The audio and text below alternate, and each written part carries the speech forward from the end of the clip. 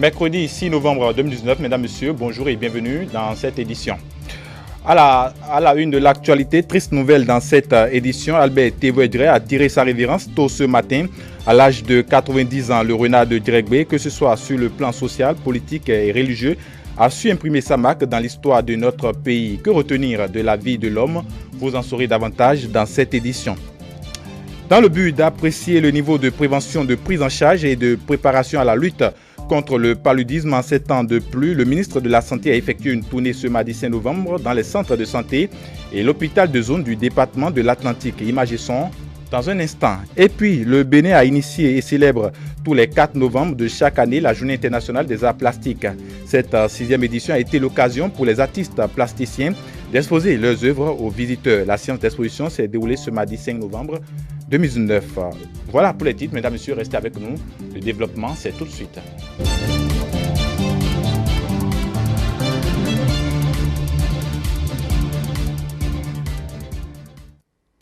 Bonjour et bienvenue à tous. Comme je l'ai annoncé il y a un instant, le Bénin vient de perdre l'une de ses personnalités qui a marqué l'histoire de son pays. Albert Tévoé nous a quittés tôt ce matin à l'âge de 90 ans. Le natif de Djeregbé, que ce soit sur le plan social et politique, religieux, a su imprimer sa marque. Albert Tévoé, fin de parcours pour le renard de Djeregbé, c'est le titre de cet élément que je vous invite à suivre. Vous venez chez un homme qui aura bientôt 90 ans. Je ne sais pas si je les atteindrai. Donc, chaque jour, je me prépare à un lendemain qui ne peut être celui que nous voyons ensemble aujourd'hui. Dans l'affliction causée par sa perte, la voix de ce grand homme active dans les cœurs de la nostalgie. 88 ans au moins, soit d'être né de parents. Une voix percutante, chaude et véridique qui se fond désormais dans un silence glacial. Né le 10 novembre 1929 à Porto-Novo, Albert Tévoé, après ses premières études à l'école Saint-Joseph de Porto-Novo, au séminaire Saint-Gall de Ouida et au lycée Van Vollenhoven de Dakar, a étudié aux universités de Toulouse en France et de Fribourg en Suisse, ainsi qu'à l'Institut universitaire des hautes études internationales de Genève. Albert Tévoé eut un triple destin d'homme politique, plus marginalement de syndicaliste, d'universitaire et de fonctionnaire international. Il fait partie de ces élites africaines qui, du fait de leur parcours d'excellence, ouvrirent la voie des organisations internationales à leurs compatriotes. Il y a toujours à faire, beaucoup à faire. Et je souhaite véritablement que les jeunes montent sur les épaules des anciens pour voir plus loin qu'eux. Et fassent en sorte que nos aïeux soient toujours fiers de nous. Albert Tévoé, catholique humaniste et théoricien proche du personnalisme et du communautarisme, dont on a pu écrire qu'il avait fait la symbiose entre la négritude et la foi catholique, l'est à plus, c'est le frère Melchior. Mon nom actuel que je porte avec fierté, frère Melchior, j'ai eu une bonne école et une bonne éducation. J'ai fait le séminaire Saint-Gall, j'en suis très fier. J'ai été à Dakar, etc. Et j'ai eu des fonctions qui dépassent ce que je pouvais entendre et imaginer. J'ai eu la chance de voyager beaucoup et d'apprendre énormément. Après tout ça, après avoir fait tout ça, avoir la chance d'être ministre, d'être secrétaire général de l'UAM, d'être ceci, d'être cela, n'est-ce pas? Il reste quoi? Au plan politique, le renard de Djeregbé, son autre surnom, est l'une des personnalités ayant marqué de par sa forte contribution à l'indépendance du Bénin. Écoutez, j'ai un pleur qui m'a effleuré les yeux le 31 juillet à minuit, quand M. Baga, M. Jacquinot, c'était le ministre de la Fonte Fourbière de l'époque, Louis Jacquinot, c'est lui qui est venu nous donner ici l'indépendance avec Baga.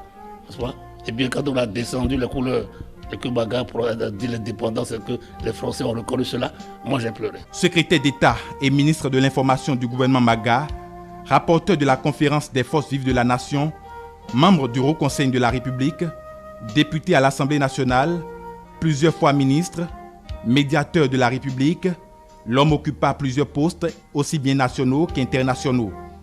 Partout où il passe, il laisse des empreintes.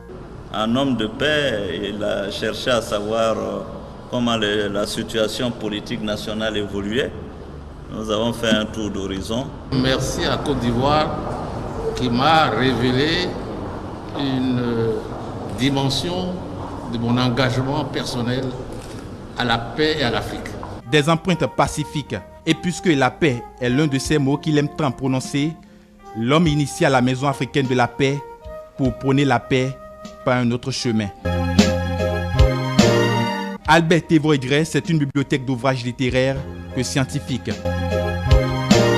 Il s'en va ce 6 novembre 2019, à 4 jours de la célébration de ses 90 années de vie, laissant derrière lui une épouse aussi battante et très engagée dans la lutte contre l'exclusion, Isabelle Ekoué. À 90 ans de vie, Albert Thévoret-Dray est à n'en point douter un immortel.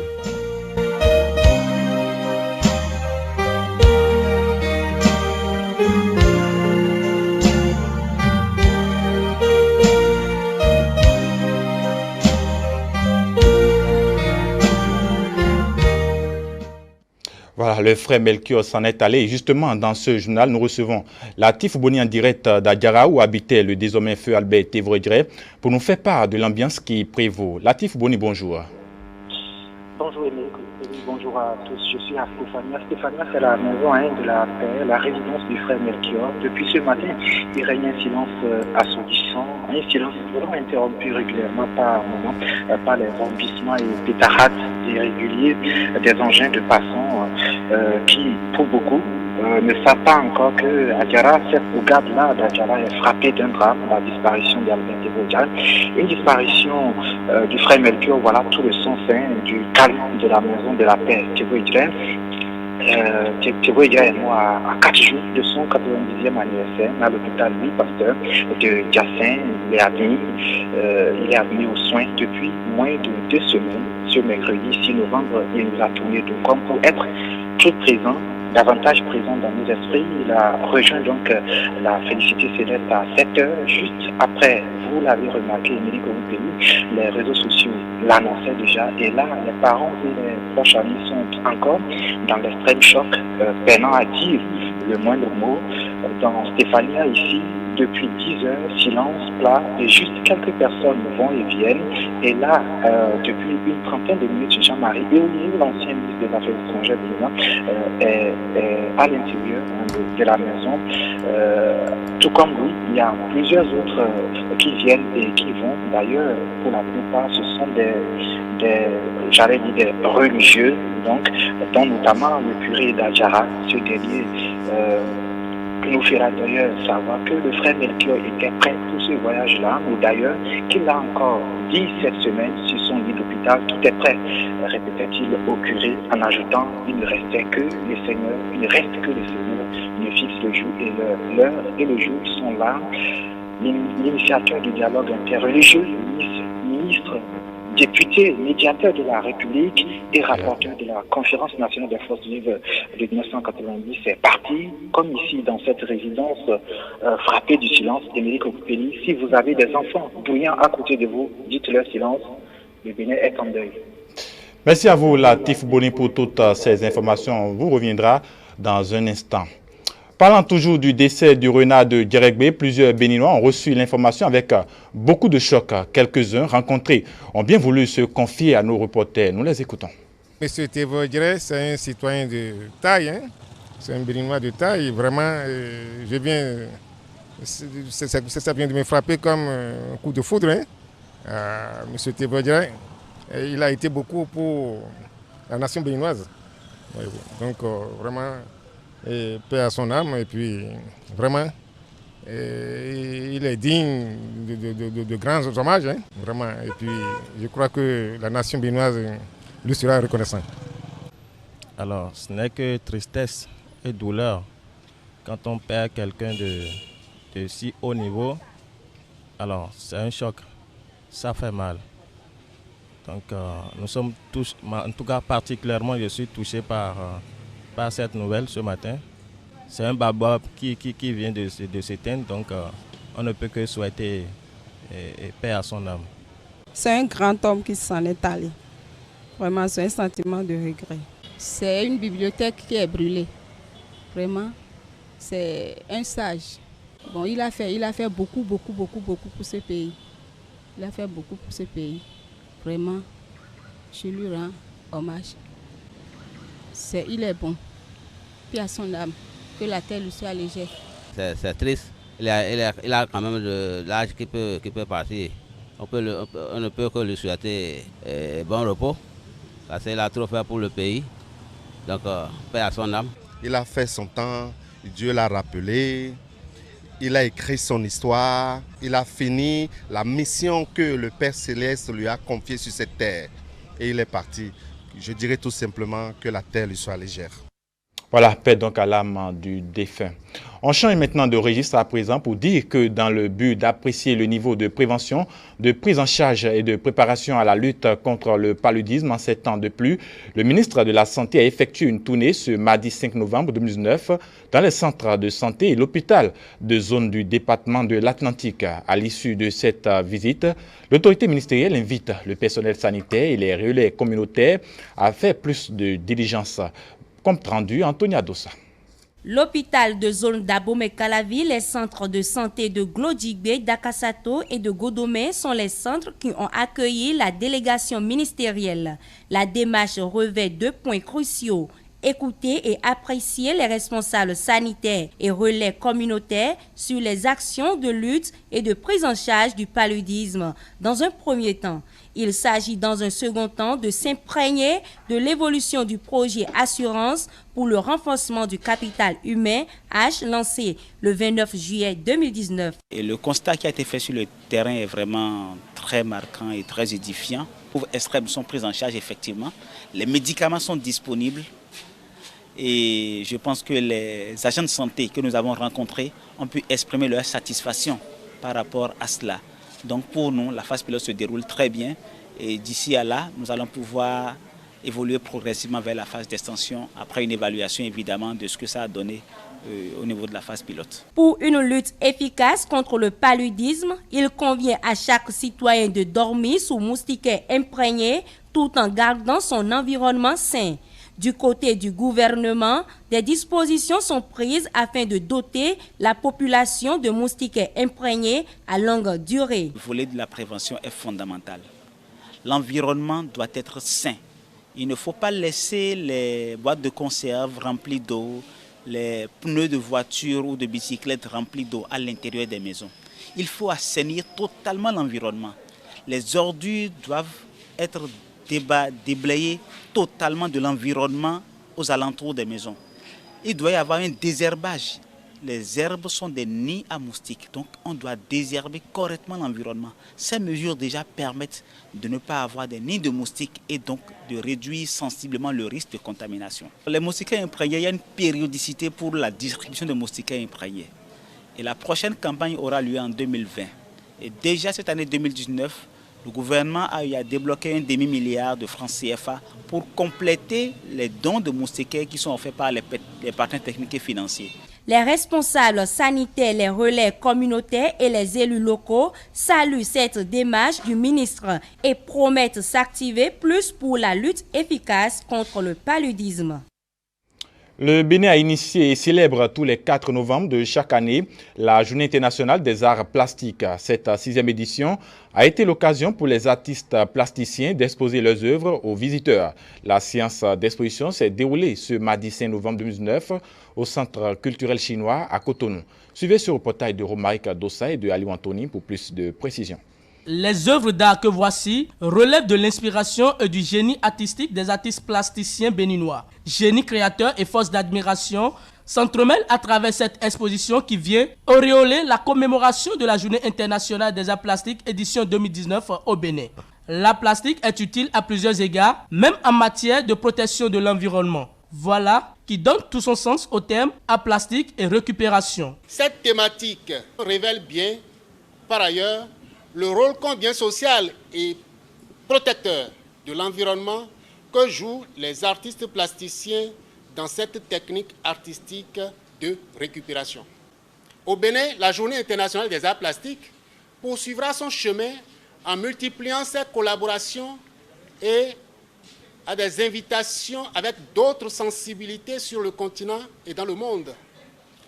Et c'est pour vous dire combien de fois il s'impose à nous de faire prospérer le concept de la Journée internationale des arts plastiques afin que les créations soient honorées exalté et pourquoi pas glorifié dans le monde entier par les différents publics. Pour une action efficiente, il faut la participation active de tous. Ceci pourrait se traduire par la vulgarisation du potentiel artistique béninois existant dans le domaine de la plastique en particulier. C'est le travail de tout le monde. Tout le monde, les journalistes en l'occurrence, doivent porter l'information selon laquelle le Bénin, à travers ses professionnels des arts visuels, a initié depuis 6 ans la Journée internationale des arts plastiques. Et c'est en le faisant, en essaimant, en devenant contagieux, qu'à partir de la sous-région, par exemple au Togo, au Burkina, au Niger, nous allons commencer déjà par instaurer cette journée et ainsi nous propager et vendre ainsi le label Bénin que nous appelons de tous nos voeux à faire révéler ou à révéler. C'est aussi l'occasion pour les artistes plasticiens d'exprimer toute leur gratitude à l'endroit des visiteurs à l'occasion de cette activité. Je constate que le public béninois est assez présent. Donc je pense que la culture a aussi des personnes qui aiment accorder aux artistes leur soutien. Nous sommes des artistes créateurs, nous sommes des artistes des arts visuels. Je suis très content de cette journée. Cette fête, nous ne pouvons que lui souhaiter longue vie parce que ça nous permet de nous exprimer davantage aussi. Ça nous permet de pouvoir lancer l'écho et de notre savoir-être aussi et notre savoir-faire. Après avoir initié cette journée entièrement dédiée à la plastique, le défi actuel est de généraliser le concept du 4 novembre afin que, de façon collégiale, cette journée soit célébrée dans tous les pays d'Afrique. En page sport à présent, 6 matchs joués, 8 buts marqués contre un seul encaissé. Au thème d'un parcours honorable, les universités de ESAE Football Club du Bénin se qualifient pour la phase de groupe de la Coupe de la Confédération africaine de football, la Coupe CAF. Reportage. À l'entame de ce match très important pour ESAE Football Club et plus encore pour tout le peuple béninois, les universitaires étaient virtuellement qualifiés en tenant compte de leur victoire au match aller. C'est donc aux visiteurs de faire le jeu. Un schéma qui se constate dès les premières minutes. Les étudiants jouent un bloc défensif bas et se contentent de procéder par contre-attaque, mais les quelques velléités des bleus et blancs de ESAE sont enrayées par la bonne défense de Génération Foot.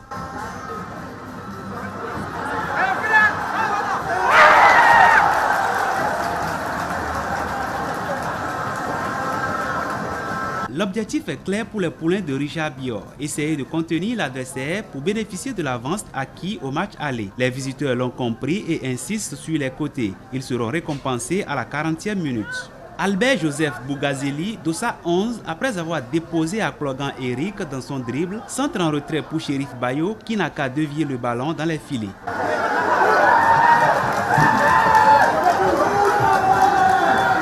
Sur cette action, Dieudonné Dandinou ne pouvait rien.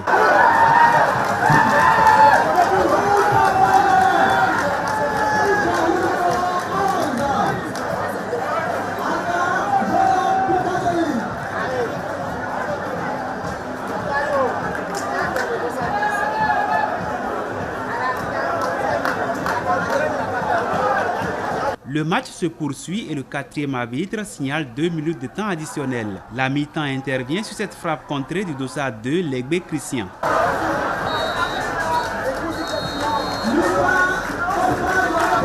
L'équipe de ESAE Football Club, consciente du score de parité à cet instant sur l'ensemble des 2 matchs, revient dans la seconde partie avec un jeu beaucoup plus offensif.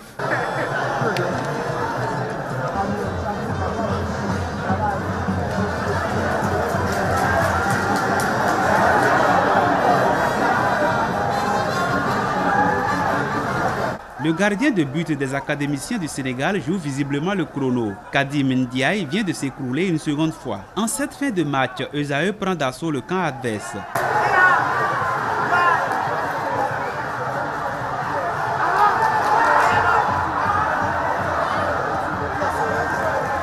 Dans les dernières minutes du temps additionnel, Boum Sanet assure sur ce coup franc, mais Dandjinou Dieudonné rassure et envoie le ballon en corner. Un coup de pied de coin que le juge central décide de ne pas faire exécuter. Égalité parfaite entre les deux formations au terme des deux confrontations. À la séance des tirs au but, c'est Ejaï Football Club qui se qualifie pour sa toute première fois et composte son ticket pour les phases de groupe de la Coupe de la Confédération africaine de football. Une première pour un club béninois à ce niveau de la compétition.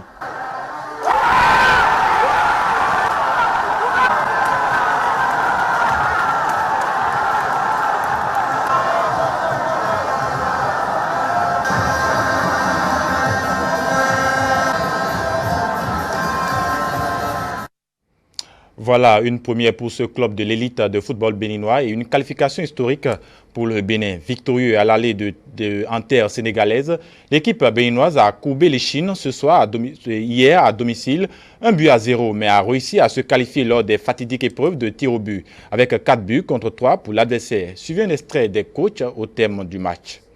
La défaite concédée à domicile nous a fait très mal. Et maintenant, il fallait réagir au match retour. On avait fait le plus difficile, c'est-à-dire une bonne entame. Et après, maintenant, le match s'est soldé par 1-0. Il fallait maintenant aller au tir au but. Et je pense que moi, je ne veux pas parler d'arbitrage, mais il y a eu beaucoup de faits de jeu et qui ne nous sont pas favorables dans ce match.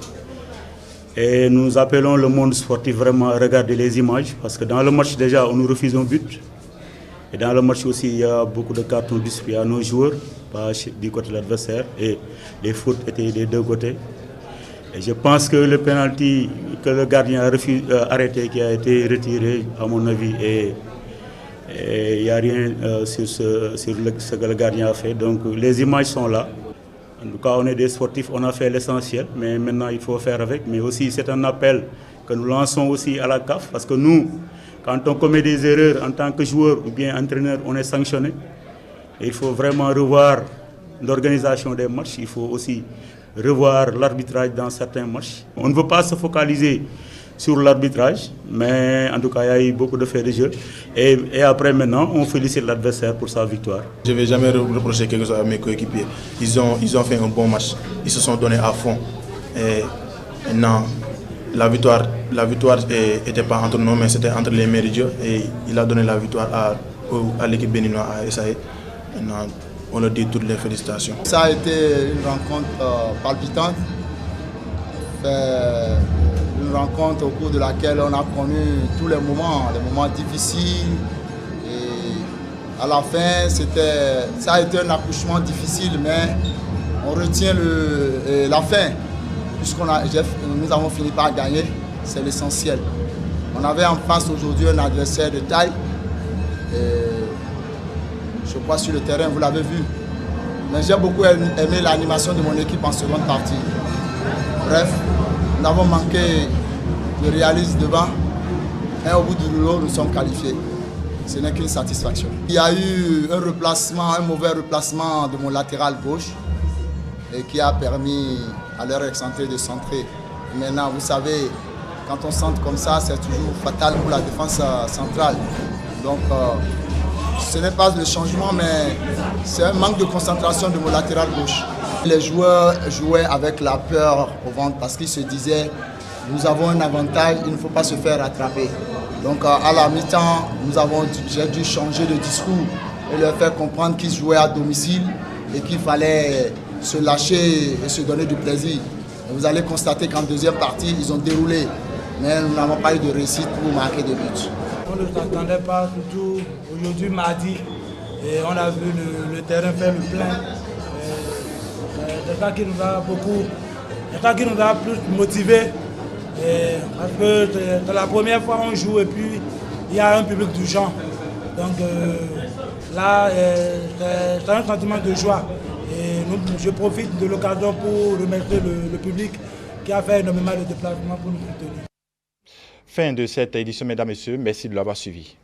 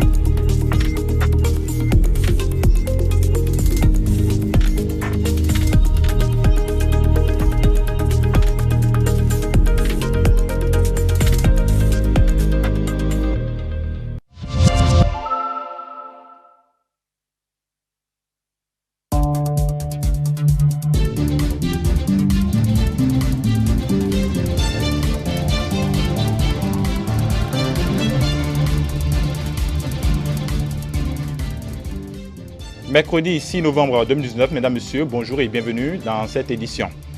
À la une de l'actualité, triste nouvelle dans cette édition, Albert Tévoedré a tiré sa révérence tôt ce matin à l'âge de 90 ans. Le renard de Djeregbé, que ce soit sur le plan social, politique et religieux, a su imprimer sa marque dans l'histoire de notre pays. Que retenir de la vie de l'homme? Vous en saurez davantage dans cette édition. Dans le but d'apprécier le niveau de prévention, de prise en charge et de préparation à la lutte contre le paludisme en 7 ans de plus, le ministre de la Santé a effectué une tournée ce mardi 5 novembre dans les centres de santé et l'hôpital de zone du département de l'Atlantique. Images et son dans un instant. Et puis, le Bénin a initié et célèbre tous les 4 novembre de chaque année la Journée internationale des arts plastiques. Cette 6e édition a été l'occasion pour les artistes plasticiens d'exposer leurs œuvres aux visiteurs. La séance d'exposition s'est déroulée ce mardi 5 novembre 2019. Voilà pour les titres, mesdames et messieurs, restez avec nous. Le développement, c'est tout de suite.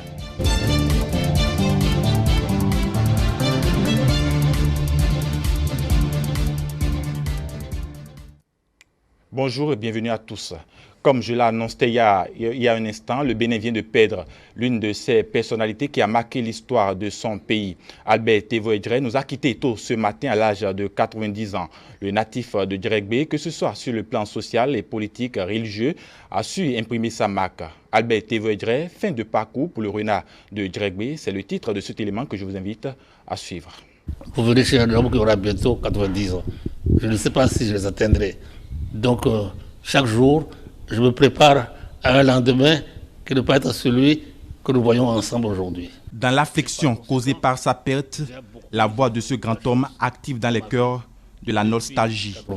88 ans au moins, soit d'être né de parents.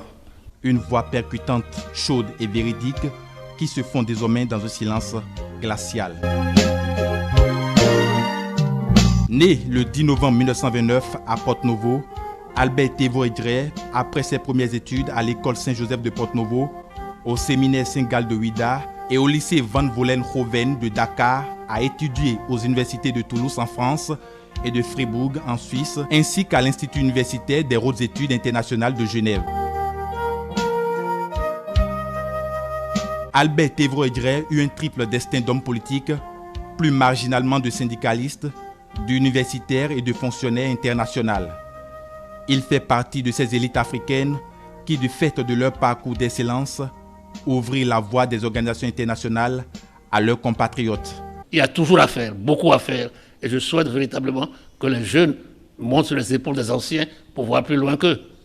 Et fassent en sorte que nos aïeux soient toujours fiers de nous. Albert Tévoedré, catholique humaniste et théoricien proche du personnalisme et du communautarisme, dont on a pu écrire qu'il avait fait la symbiose entre la négritude et la foi catholique, l'est à plus. C'est le frère Melchior. Mon nom actuel que je porte avec fierté, frère Melchior.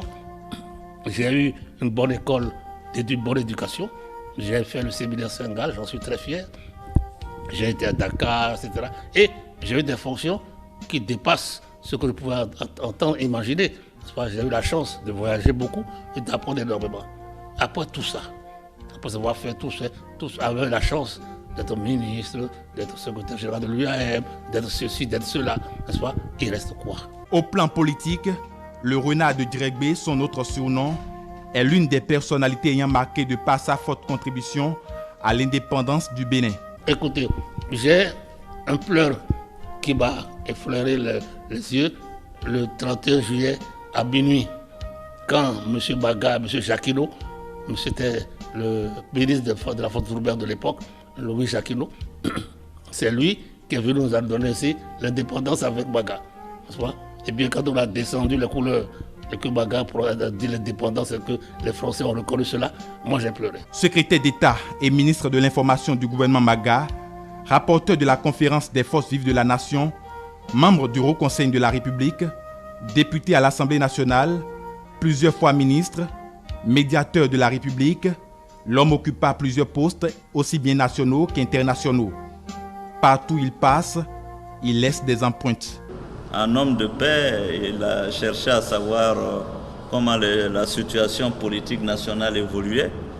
Nous avons fait un tour d'horizon. Merci à Côte d'Ivoire qui m'a révélé une dimension de mon engagement personnel à la paix et à l'Afrique. Des empreintes pacifiques. Et puisque la paix est l'un de ces mots qu'il aime tant prononcer, l'homme initia la Maison africaine de la paix pour prôner la paix par un autre chemin. Albert Thévoret-Gray, c'est une bibliothèque d'ouvrages littéraires que scientifiques. Il s'en va ce 6 novembre 2019, à 4 jours de la célébration de ses 90 années de vie, laissant derrière lui une épouse aussi battante et très engagée dans la lutte contre l'exclusion, Isabelle Ekoué. À 90 ans de vie, Albert Thévoret-Gray est à n'en point douter un immortel.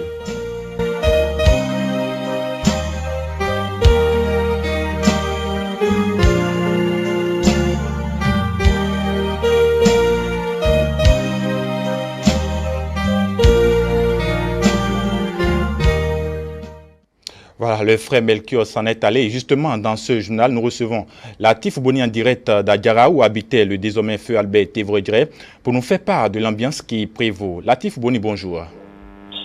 Bonjour Émile, bonjour à tous. Je suis à Stéphania. Stéphania, c'est la maison de la paix, la résidence du frère Melchior. Depuis ce matin, il règne un silence assourdissant, un silence vraiment interrompu régulièrement par les bombissements et pétarades irréguliers des engins de passants qui, pour beaucoup,